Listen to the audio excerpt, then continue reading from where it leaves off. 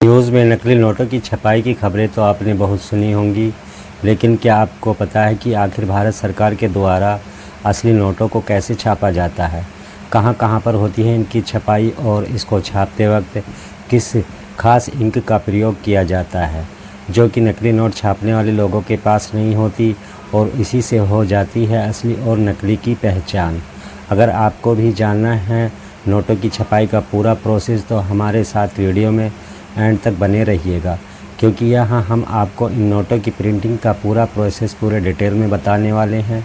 भारत में नोटों की छपाई के लिए कुल 4 प्रिंटिंग प्रेस बनाए गए हैं, जो कि नासिक, देवास, मैसूर और पश्चिम बंगाल में सालाब में नोट की प्रिंटिंग का काम करते हैं।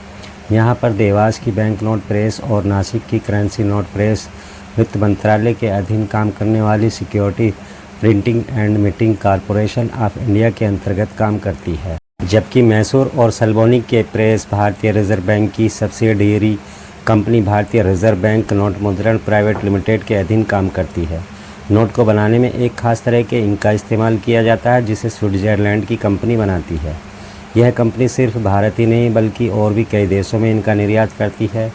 हालांकि अपने देश के प्रधानमंत्री पहले ही स्वदेशी इंक और पेपर बनाने के लिए कह भी चुके हैं। अलग अलग नोट की छपाई के लिए अलग अलग तरह की इंक का इस्तेमाल भी किया जाता है। इन नोट्स को बनाने के लिए जिस पेपर का इस्तेमाल किया जाता है उसके लिए एक मिल भारत के होशंगाबाद में है, जहां पर नोट्स और स्टाम्प के लिए पेपर तैयार किए जाते हैं। लेकिन अभी भी भारत में ज़्यादातर जो नोटों का इस्तेमाल किया जाता है उसके लिए पेपर जापान और यूके से ही मंगवाया जाता है। और अगर हम आरबीआई के आंकड़ों को देखें तो आरबीआई यह कहता है कि 80% नोट अभी भी विदेशी कागज़ों पर ही छापे जाते हैं। बैंक नोटों को स्थायी रूप से जारी करने की पहल करने वाला पहला बैंक ऑफ इंग्लैंड था। क्या आप जानते हैं कि भारत में पहला नोट कब छापा गया था? सबसे पहले नोट की छपाई ब्रिटिश सरकार ने साल 1962 में की। बाद में 1920 में ब्रिटिश सरकार ने भारत में नोटों को छापने का फैसला कर लिया। अब जब नोटों की इतनी बात हो रही है तो शायद आपके मन में भी यही ख्याल आ रहा होगा कि आखिर इन नोटों को छापने में कितना खर्च आता है। साल 2018 में 2000 के एक नोट को छापने के लिए लगभग 4 रुपये 18 पैसे का खर्चा आता था, लेकिन बाद में ये घटकर 3 रुपये 53 पैसे हो गया था। वैसे आपको यह सुनकर शायद थोड़ा आश्चर्य होगा कि 10 रुपये के नोट को छापने का खर्चा सबसे ज़्यादा होता है, लेकिन यह सच बात है। वैसे हाल फिलहाल में जो नोट मार्केट में चल रहे हैं ना, उसकी छपाई का खर्च पहले के नोटों की तुलना में बेहद कम होता है। पहले पुरानी 500 की नोट को छापने में 3 रुपये 9 पैसे का खर्चा आता था, वहीं अब 500 के नोट को छापने में खर्चा पहले से 44 पैसे कम हो चुका है। बात करें सिक्कों की तो SPMCIL के स्वामित्व वाले 4 टकसाल में सिक्कों की ढलाई का काम किया जाता है। ये 4 टकसाल भारत में मुंबई, नोएडा और कोलकाता में बने हुए हैं। आरबीआई अधिनियम की धारा 38 के अनुसार सिक्कों के प्रचलन की जिम्मेदारी आरबीआई पर होती है, यानी कौन से सिक्के चलन में रहेंगे और किसको बैन करना है, इन सब का उत्तरदायी आरबीआई पर ही होता है। अब बात जब करेंसी की आती है तो एक वर्ड आपने सुना होगा, बैंक नोट। तो आखिर क्या होता है बैंक नोट, आइए जानते हैं। बैंक नोट दरअसल उसे कहते हैं जिसे आरबीआई के द्वारा जारी किया जाता है। ऐसे नोट को आप एग्जाम्पल के तौर पर 2000, 500, 200, 10, 50, 20 और 10 के नोटों को समझ सकते हैं। वहीं बात करें रुपये और रुपये के नोटों की छपाई की तो हाल फिलहाल में इन नोटों की छपाई को बंद कर दिया गया है, क्योंकि इनकी छपाई और सर्विसिंग में जितना खर्च आ रहा है ना, वो इनकी कीमत से ज़्यादा का था। आपको बहुत कम लेकिन कुछ जगहों पर 1 रुपये का नोट भी दिखा होगा। तो हम आपको बता दें कि 1 रुपये का नोट भारत सरकार के द्वारा जारी किया जाता है, जो कि समय समय पर ज़रूरत के हिसाब से जारी किया जाता है। अब आइए जान लेते हैं कि आखिर विदेशों से भारत आए इन कागज़ों पर नोटों की छपाई कैसे करी जाती है। नोटों की छपाई में सबसे पहले इन कागज़ों को मशीन में लगाया जाता है और यहाँ से मशीन से अच्छे और ख़राब नोटों को पहले अलग अलग कर दिया जाता है।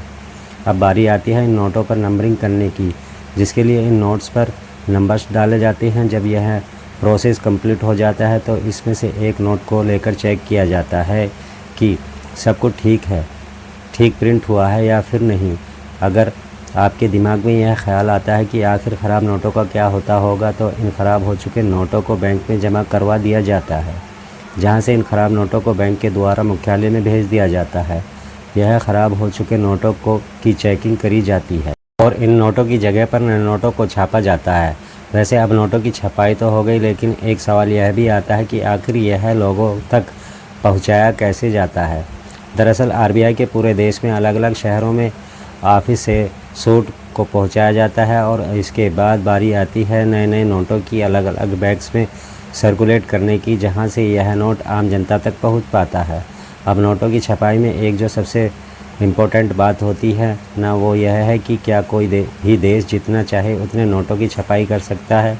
तो ऐसा बिल्कुल भी नहीं है कि कोई भी देश जितना चाहे उतने नोटों की प्रिंटिंग कर सकता है, बल्कि इसे सरकार, सेंट्रल बैंक, जीडीपी और विकास दर के हिसाब से ही तय किया जाता है कि नए नोट प्रिंट किए जाने चाहिए या नहीं।